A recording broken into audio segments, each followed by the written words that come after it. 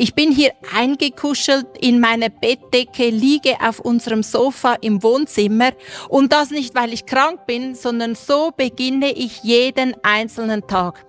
Eingekuschelt in die Bettdecke erinnert mich daran, dass Gott bei mir ist.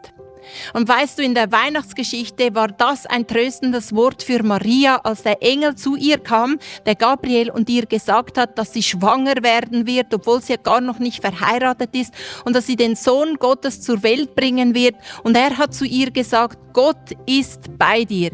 Ich kann mir vorstellen, dass diese Worte vom Engel schon recht überfordernd gewesen sind für Maria, aber Gott ist bei dir hat Maria ganz bestimmt getröstet. Und hinter diesem Gott ist bei dir ist die Kraft, die Dinge bewirkt in unserem Leben. Gottes Kraft ist die Kraft, die das Rote Meer getrennt hat, damals beim Volk Israel.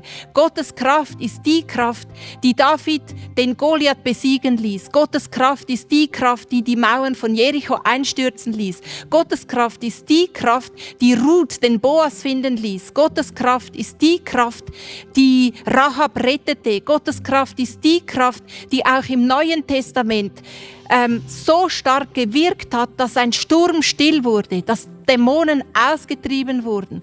Gottes Kraft ist die Kraft, die bewirkte, dass aus 5 Broten und 2 Fischen mehr als 5000 Menschen satt wurde.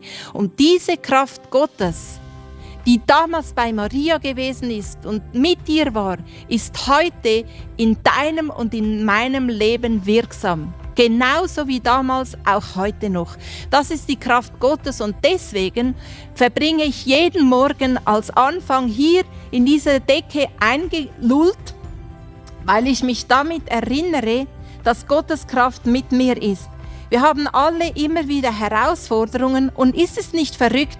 Eine Nachricht hat Marias Leben auf den Kopf gestellt. Und das kann auch in unserem Leben so sein. Eine Zusage von Gott kann ein ganzes Leben auf den Kopf stellen. Und dafür will ich vorbereitet sein. Jeden Tag mich orientieren an den Wahrheiten, die Gott mir zuspricht. Deswegen bin ich jeden Morgen hier auf dem Sofa und verbringe Zeit, um mich auf Gott zu fokussieren und die Kraft, die in mir wirkt.